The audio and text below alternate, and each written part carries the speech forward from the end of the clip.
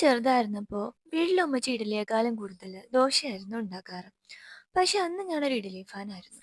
അപ്പൊ ഉമ്മച്ചി പറയും ദോശയല്ലേ നല്ലതെന്ന്. ഒരു സൈഡിൽ നിന്ന് നോക്കിയാ ദോശ ഉണ്ടാക്കുന്നതിനേക്കാൾ കുറച്ച് പണി കൂടുതലാണല്ലേ ഇഡ്ലിക്ക്. പ്രത്യേകിച്ച് ഈ ഇഡ്ലി തട്ടെടുക്കണം, പിന്നെ അതിലൊക്കെ ഓയിൽ തേക്കണം, അവസാനം ഈ തട്ടൊന്ന് കഴുകി എടുക്കുന്നതാണ് അതിലും വലിയ ടാസ്ക്. ഈ കാരണം കൊണ്ടാണോ ഉമ്മച്ചി കൂടുതലും ദോശ ഉണ്ടാക്കിക്കൊണ്ടിരുന്നത് എന്ന് എനിക്കറിയില്ല. പക്ഷെ ഞാൻ വല്ലപ്പോഴും മാത്രം ഇഡലി ഉണ്ടാക്കുന്നതിന് ഈ പറഞ്ഞതൊരു റീസൺ ആണ് കേട്ടോ. പക്ഷെ അതിനേക്കാൾ അപ്പുറം നല്ല മുരിഞ്ഞ ദോശയും ചട്നിയും കഴിക്കുമ്പോൾ കിട്ടുന്ന ആ ഒരിത് അത് ഇഡലിക്കില്ല. ഇന്ന് ഞാൻ ദോശയുടെ കൂടെ രണ്ട് ടൈപ്പ് ചട്നിയാണ് ഉണ്ടാക്കുന്നത്.